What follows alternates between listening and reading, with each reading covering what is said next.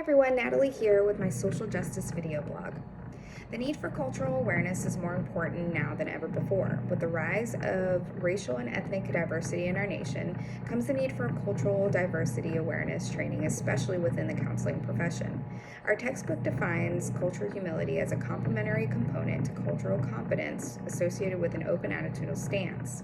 I believe that having cultural humility is an essential skill to have as a counselor for multiple reasons.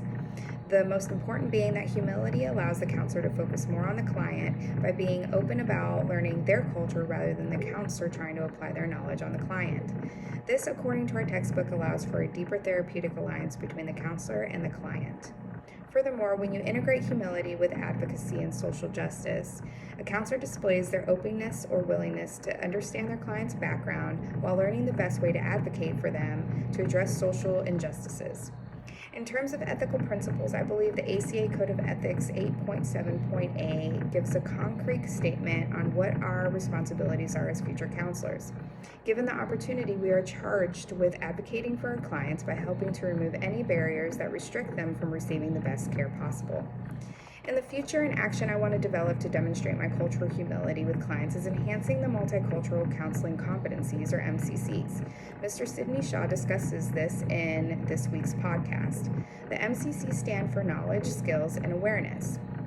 Mr. Shaw describes that he immersed himself in reading about the cultures of his clients, which helped him gain the knowledge to help best meet their needs. After gaining this knowledge, Mr. Shaw was able to find the best way to approach his clients and ultimately understood where that he could relate based on his background and that of his clients.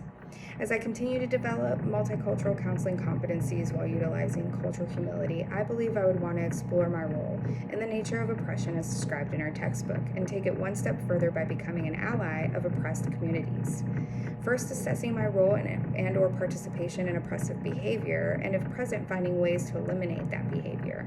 Secondly, becoming an activist in my role as a counselor by joining organizations that are finding ways to change social injustices. Lastly, I want to leave everyone with a simple yet powerful Bible verse.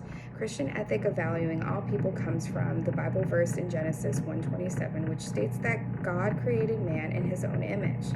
Scripture teaches us that we all have one common ancestor, that we are all made in the image of God, and that our outward differences are not the final indicators of our worth in the eyes of God.